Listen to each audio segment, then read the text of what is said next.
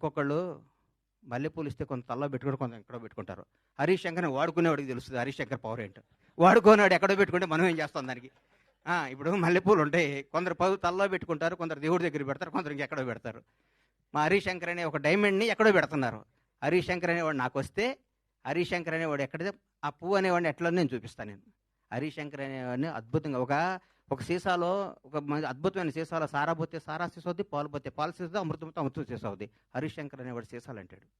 ఆ సీసాలో అద్భుతమైన సినిమా కథ చేసుకుంటే హరీష్ శంకర్ తెలుగు ఇండస్ట్రీలో రాబోయే 25 ఏళ్ళు డైరెక్టర్గా నంబర్ 1గా ఉంటాడు. నాకు తెలుసు హరీష్ శంకర్ అంటే ఏంటో, నాకు తెలుసు. పవన్ కళ్యాణ్ గారి గురించి ఏం చెప్పమంటారు, ఎందుకు చెప్పమంటారు, ఎన్నేం చెప్పమంటారు.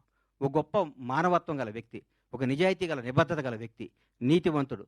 తన కోసమే కాదు, తన బిడ్డల కోసమే కాదు, తన బిడ్డల కోసం, తన కుటుంబం కోసం అంటే సంవత్సరానికి ఒక సినిమా చేసుకుంటూ ఎవరిని కలపకుండా 6 నెలలు ఇక్కడ, 6 నెలలు ఫారిన్లో, 6 నెలలు జనాన్ని కనపడకుండా నెలకు 10 రోజులు షూటింగ్ చేసుకుంటూ సంవత్సరానికి భారతదేశంలో ఏ నటుడు పొందనంత అత్యధిక రెమ్యునేషన్ పొంది కూడా హాయిగా బతకగల కెపాసిటీ ఉన్న పవన్ కళ్యాణ్ ఈరోజు జనం కోసం కుటుంబాన్ని వదిలేసి, పిల్లల్ని వదిలేసి, తన సుఖాలను వదిలేసి, అన్నీ వదిలేసి అహర్నిశలు పోరాడి 10 సంవత్సరాల దాదాపు 10 సంవత్సరాల పాటు 10-12 సంవత్సరాల పాటు ప్రజల కోసం పోరాడి ఈరోజు ఒక స్థాయిలో ఉన్నారు. నేను పూర్తి స్థాయిలో ఉన్నాను నేను చెప్పను, ఎందుకంటే నేను ఆయన ఎక్కడో ఊహించుకున్నాను. అది అవుద్ది, ఆయన రోజు నేను మాట్లాడతాను.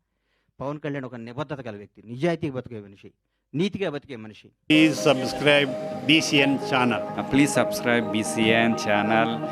ఇందులో మీకు కావాల్సిన అన్ని రకాల హంగులు ఉంటాయి. Hi, this is MM Sri Lanka. Please subscribe to BCN channel.